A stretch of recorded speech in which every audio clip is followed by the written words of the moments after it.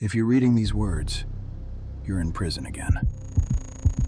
A prison without bars, without walls, without guards. A prison where you are simultaneously the inmate, the warden, the architect, and the builder. Maybe it's the debt, numbers on a screen growing faster than you can count. Credit cards maxed out, collectors calling, the fear of opening your mail. Maybe it's a relationship. Every conversation turns into a fight. You try, but it only gets worse. Or cold silence that's worse than screaming. Or loneliness. Watching couples around you and feeling the void inside. Maybe it's work. You wake up every morning with a stone on your chest. The commute feels like walking to the gallows. At night, you collapse. Not from satisfaction, but from being drained dry. Maybe it's your health, symptoms that won't go away. Doctors shrug or prescribe pills that don't work. Or panic that hits in the middle of the day. Or endless fatigue where even sleep doesn't help. Maybe it's loss.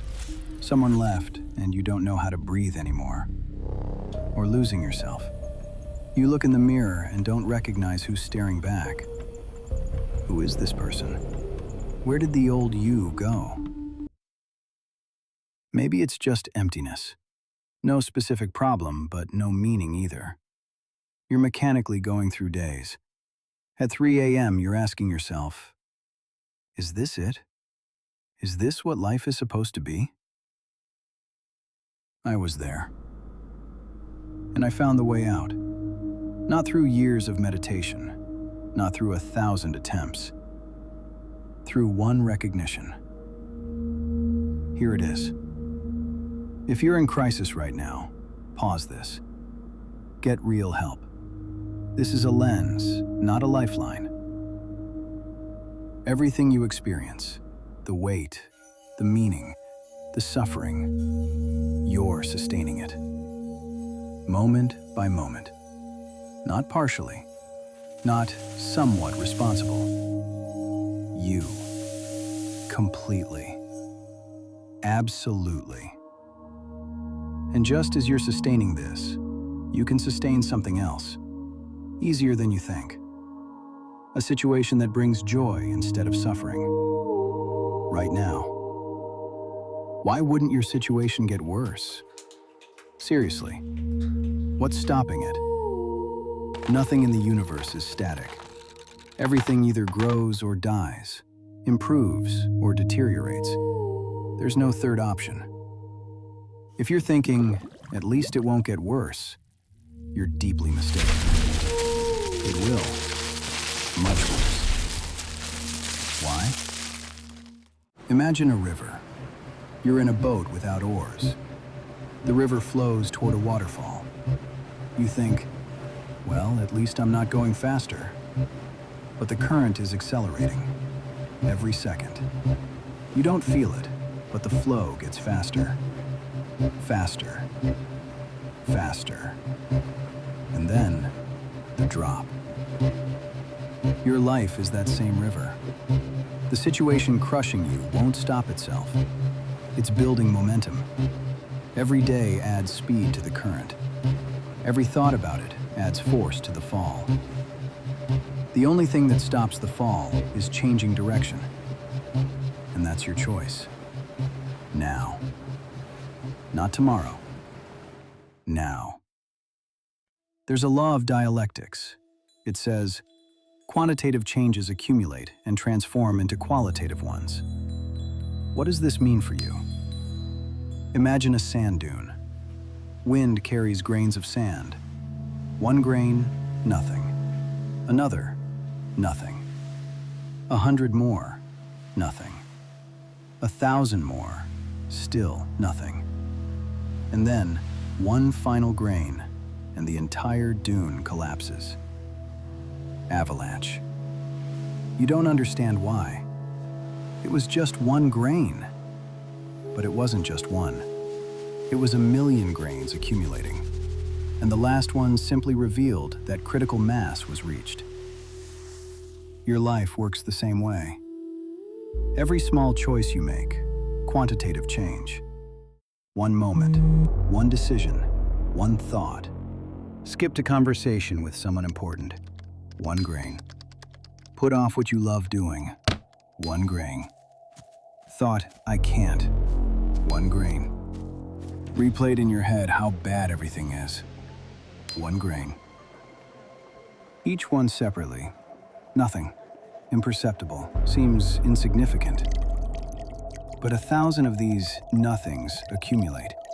And suddenly, collapse. Qualitative leap.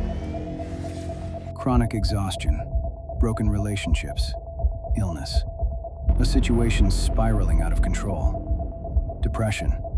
Panic attacks. You don't understand where it came from. It was so sudden. But it wasn't sudden. Thousands of grains. Thousands of small choices. Good news? It works both ways. 1,000 small choices toward joy, and suddenly a qualitative leap into a new life. 1 grain of light, another, 100 more, 1,000 more, and suddenly, an avalanche of happiness. Now about something fundamental. There's a simple rule of reality.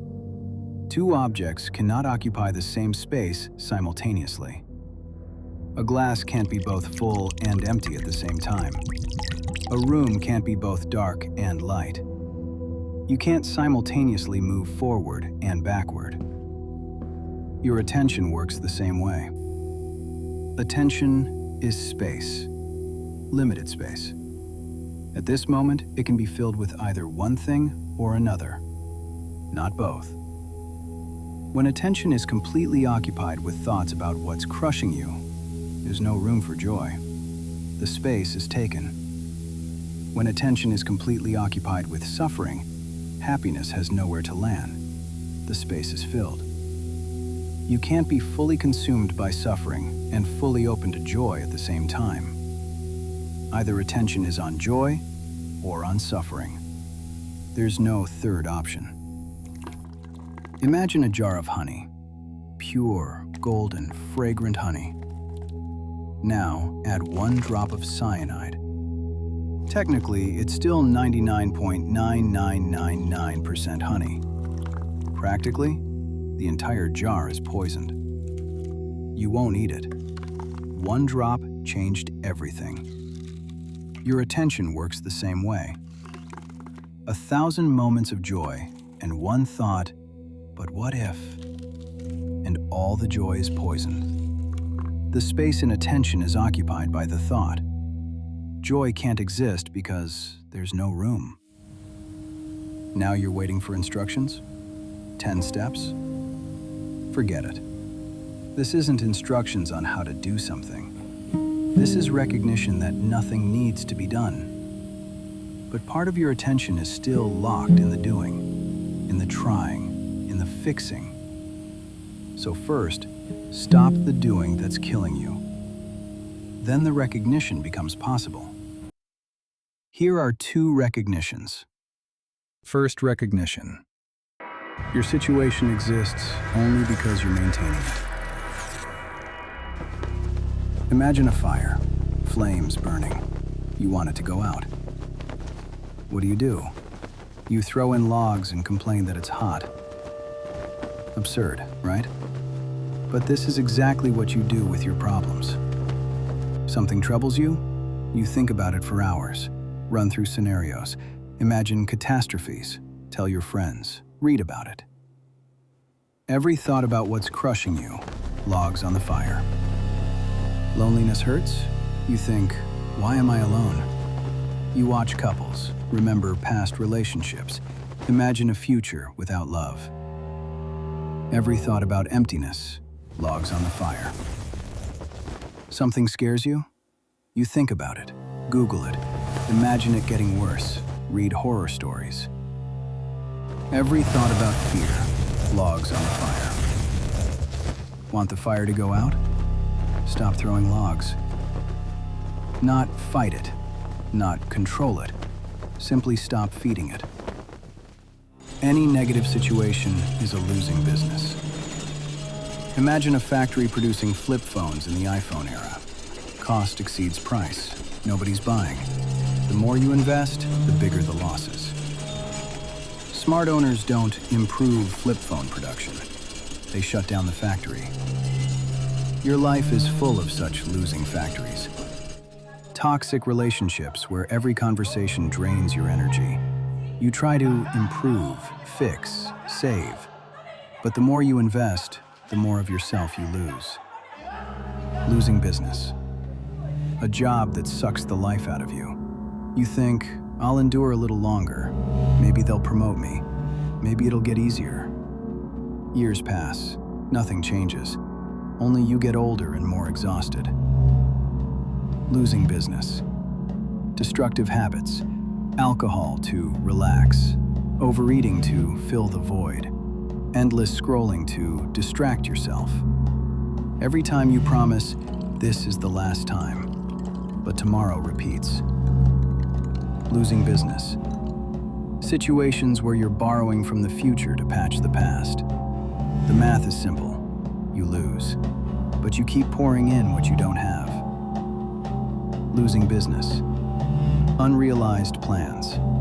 Someday I'll start. Someday I'll do it. When I have time, money, strength. Years of waiting instead of years of living. Losing business. They all operate by one law. The more attention you invest, the more life you lose. Want to stop losing? Shut down the losing factories. All of them. Example.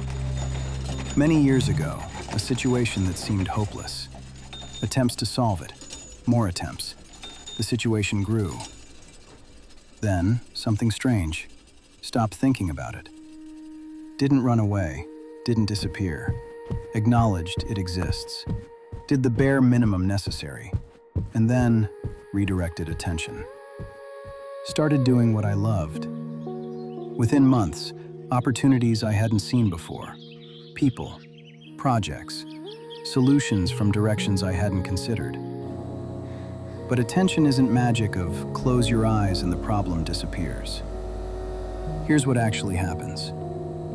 When you stop feeding the problem with attention, energy is freed. Imagine your attention is a spotlight, powerful but can only shine in one direction at a time. If it's shining on a black wall, you see only the black wall. Horror, no way out. And the more you shine, the bigger the wall seems.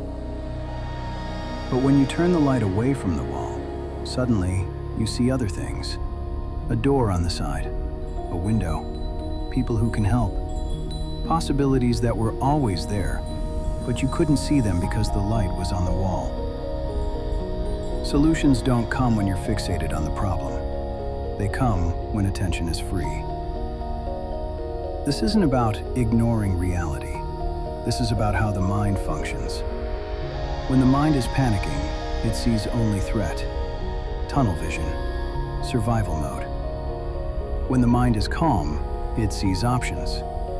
Creativity returns, intuition works, connections between things become visible. So you're not giving up on the situation. You're giving your mind the ability to solve it. And it can't do that while you're choking it with panic. Second recognition. Your emotion shows where you're going. Imagine you're in a forest, dark forest, 2 paths. One leads up, to light, to a clearing, to the exit. The other leads down, into a swamp, into darkness, into the depths of the forest. How do you know which path you're on if both look the same? Simple, by how you feel walking. If it's getting easier, lighter, freer, you're going up. If it's getting harder, darker, tighter, you're going down. Your life is that same forest. How do you know if you're doing the right thing? How do you feel doing it? Easy, joyful, alive, inspired. You're moving toward light. Hard, painful, dull, scary. you're moving toward darkness. Even if it's the right thing, even if it's what you should do, even if everyone does it this way.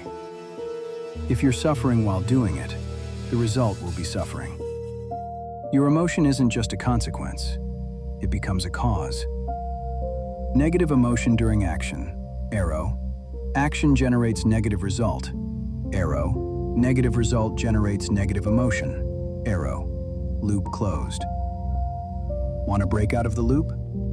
Don't change the action. Change the emotion during the action. The main secret. The more emotions, the fewer thoughts. Imagine thoughts are clouds, emotions are wind. When there's no wind, clouds hang there, dense, motionless, blocking the sun. When the wind is strong, clouds scatter, disappear, the sun appears. Emotions scatter thoughts. The more you truly feel, the less you think. The less you think, the more happiness. Because happiness isn't something you achieve, it's what remains when thoughts are gone. About thoughts, it's important to understand one thing. They will be there, always will be, and that's normal. Thoughts are like birds in the sky. They fly. You can't forbid birds from flying, but you cannot build them a nest in your head. A bird flew by and flew by. A thought appeared and disappeared. The problem isn't the thought. The problem is you inviting it to stay. Oh, interesting thought about how bad everything is. Come, let's sit, discuss. You're right, everything's terrible. Let's think about this in more detail. You're building a nest, and then you complain that thoughts won't leave. Want them to leave? Don't build the nest. A thought appears. You notice it. You don't attach. It leaves. Or another way. Transform thought into emotion. A thought is a story in your head. An emotion is life in your body. The thought, I'm lonely, that's a story, can replay it for hours. But if you feel loneliness, real, in your chest, without the story, what happens? It lives for a few seconds and then transforms.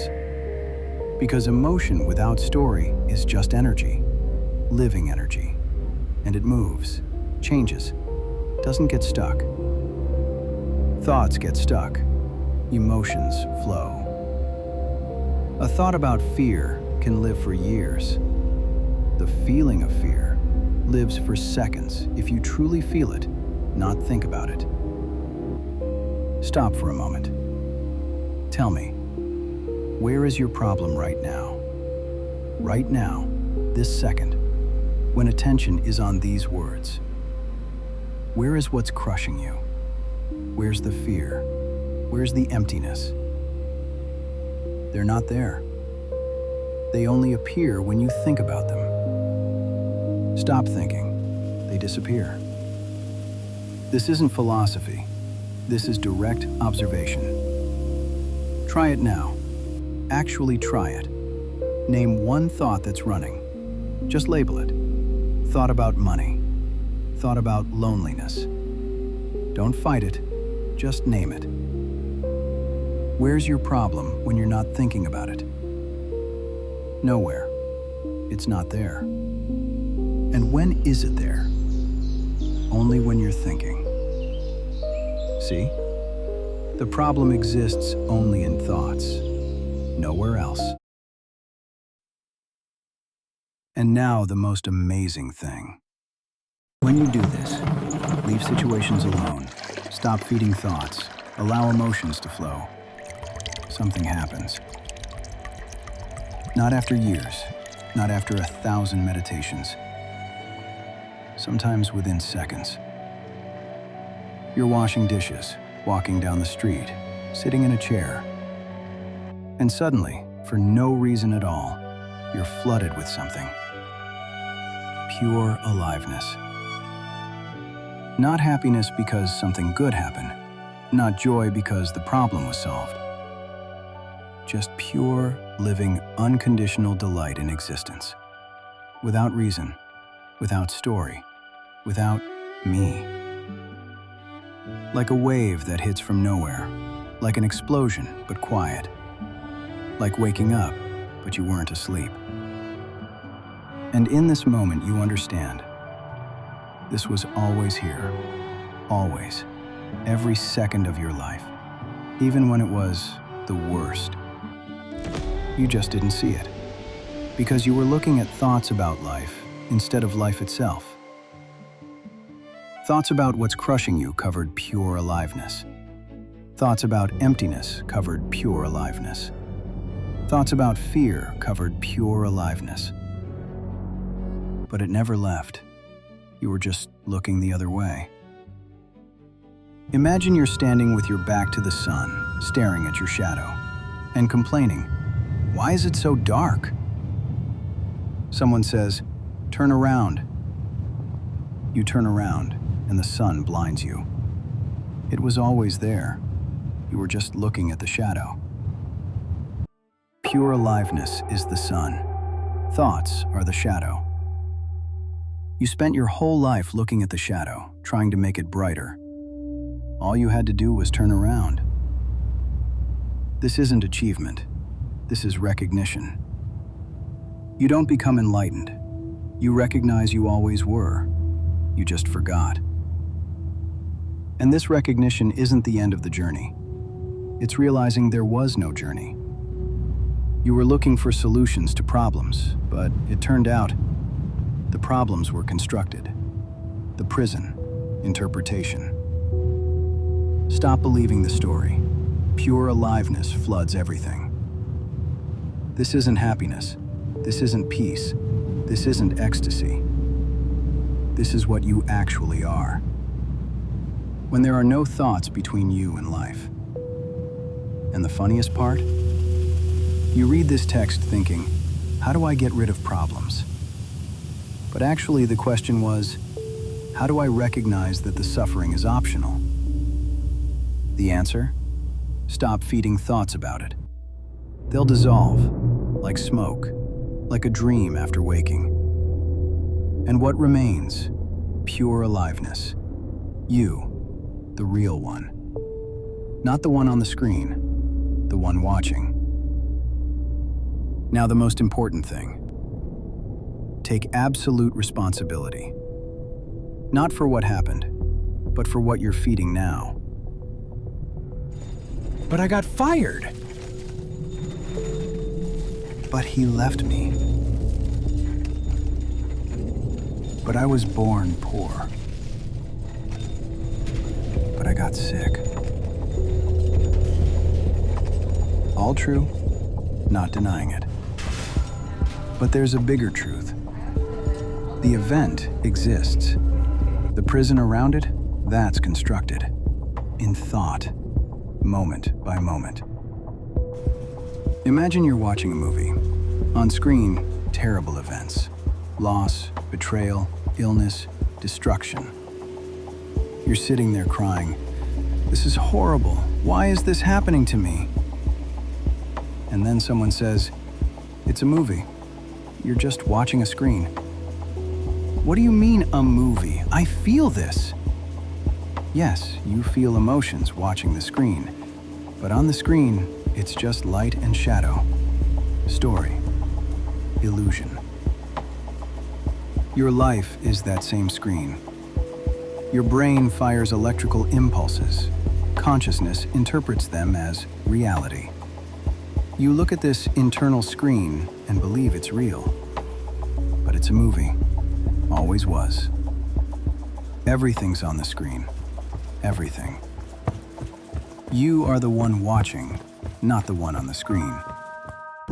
The entire universe, as you experience it, is in your head. Your entire image of yourself, in your head. Your interpretation of problems, in your head. Your story about the past, in your head. Your anxiety about the future, in your head. Your narrative about relationships in your head. Your identification with fear in your head. Your sense of emptiness in your head. The raw sensation is one thing. The story that crushes you is another. And when you truly see this, not as a concept, but as living reality, the story dissolves. Stop. You are not thoughts. Thoughts come and go. You remain. You are not emotions. Emotions appear and disappear. You remain. You are not the body. The body changes every second. You remain. You are not the story about me. The story constantly rewrites itself. You remain. What are you then? What remains? Always, unchanging. That which observes all of this. Not a character in the movie, the one watching. You're not exhausted by your life. You're exhausted by the narration of your life. Don't wait. How do you feel this second, right now? Not a thought about feeling, the feeling itself, in the body, now. There. Zero effort. Just notice when you remember. No systems, no discipline, no path. You're already free.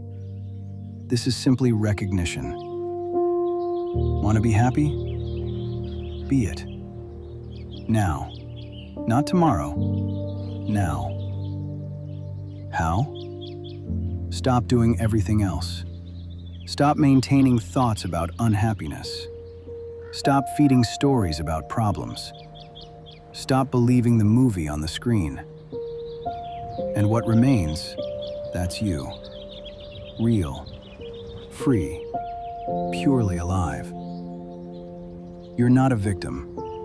You're consciousness that created the story and forgot it was a story. Remember, from light, your future self. P.S.